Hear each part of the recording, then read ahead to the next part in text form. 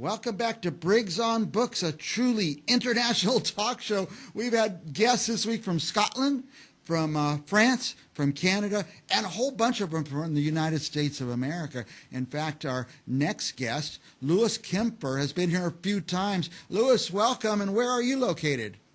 I'm in Denver. Denver, Colorado. That is truly an international location compared to our other guests we've been talking to this week. I said this book that you have coming out is important. And tell us a little bit about it, Louis. So I wrote this book to use my experience self-publishing my first two books as a teaching tool for new authors who are trying to navigate the self-publishing battlefields. In fact, the book is called Basic Training for the Self-Publishing Battlefields because it's tough. So, and I wrote it from the perspective of an Army drill sergeant. So, just to add a little fun to it, and I also wanted to make it, and it is an aerial view of the process. I'm not spending 500 pages telling you what Amazon categories to use. And there's so many books out there like that it's so easy to get lost it and just, just want to throw up your hands and say, yeah, just forget it.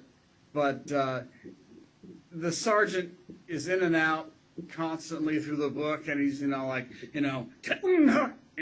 up, new recruits. It's time to suit up and ship out and start your self-publishing journey. Now drop and give me 200 words and get your nose back in this book.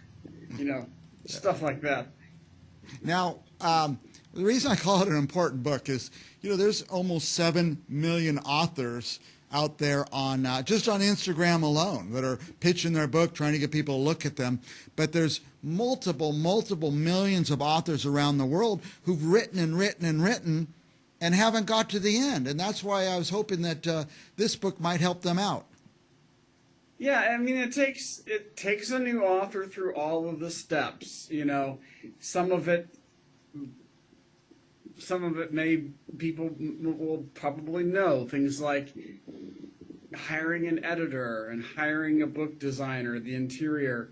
But I still cover all of that. I do even a little grammar review with my top 11. Just my top 11 bugaboos is what I call them. Yeah. And, and then I talk about things like copyright and getting your ISBN numbers and your Library of Congress number and, those things to protect you and your book, your intellectual content, getting into my experience using freelance talent, sometimes talent in quotation marks, editors, book designers, website designers, video designers. I mean, there are some things you just have to do, and there are things that you may want to do. But one of the things I really stress is hire an editor. You gotta hire an editor. Nobody can edit their own book. You're too close to it. You're too close to that material, recruit. You gotta hire an editor. I read an awful lot, and I see some of the mainstream publishers, Simon & Schuster, I catch errors in their book all the time, so there's always going to be error. But you won't see them. You're right. You can't see the forest for the trees. That's exactly right. And I think it's good. Some people need to be yelled at a little by a drill sergeant. Yeah, it's not so much yelling at. It's just I was trying to make a fun overlay to it. Something that would stand out from, all of those. There are hundreds of books on how to self-publish a book, and so many of them get so deep into the weeds about, Amazon ads and Facebook ads and, like I said, 500 pages on choosing your categories. When you haven't even published yet, that's like, whoa, it's like, I don't even know what that means. Overwhelming, huh? Now, you did say something about things that they probably already know, and you mentioned it in your book, but I love to read things like, oh, yeah, I know that, but to hear someone else say it kind of makes you wake up a little and pay more attention to it.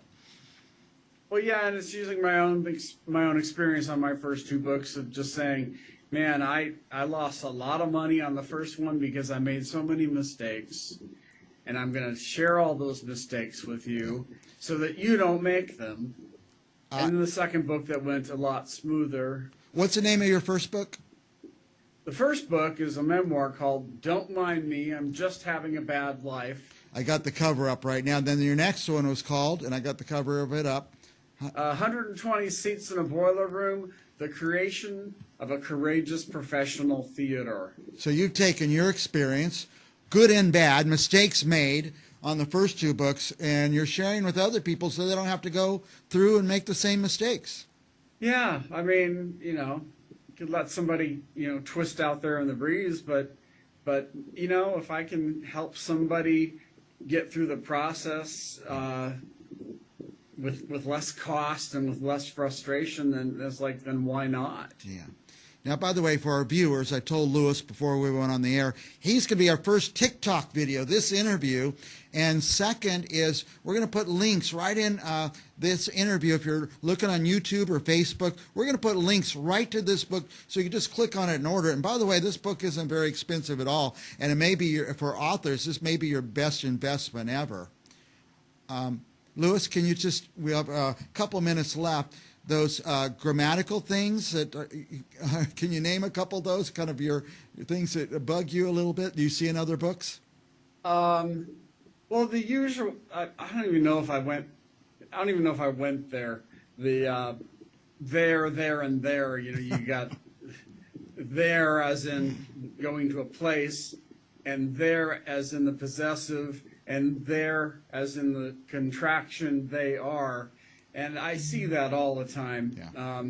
I don't even think I listed that one. My biggest one, and now this will vary by whatever style guide you're using. If you work in journalism, you work in newspapers, Yeah. You're using Associated Press, and they have their own rules. But in publishing, you're using the Chicago manual style. Yeah. And so I say that the Oxford comma is the hill upon which I will die. It's when you have a series of three things. I love my dog, my cat, and my parents. And in the series, you have a comma, and a final comma. Yeah. And I give humorous examples of if you don't have that last comma, how it can be misread. Yep. Like, I love my parents, comma, my dog and my cat. Makes it sound like your parents are your dog and your cat. Right. It's stuff like that. We've got just about a minute left. What will viewers find? I have your website on the screen, lewiskempfer.com. What will people find there? There will be links to each of the books, links to Amazon where you can purchase the books. Okay, good. I just recently had the website redone. It's very streamlined. Not a whole lot on there. There's one of our previous segments from Briggs on Books. Nice. There's a teaser, it's a book video on the theater book. Nice. And then you can sign up for my mailing list. Please do. I have 14 people. I would love to have 1,400 people. Nice. And you can also contact me through the page. Very good. Lewis Kempfer, author of, we'll say the name of the book because I'm blind and I can't see that far right now. The current one is, why do I always have to think about this? Basic Training for the Self-Publishing Battlefields. All right. And it has Army imagery on the cover, so I think it stands out. You All right. need to search on self-publishing. Thank you, Lewis. And for our viewers, stick around. I'm going to leave this book cover on the screen for a few minutes, and we'll be back with more Briggs on Books right after this. Thank you.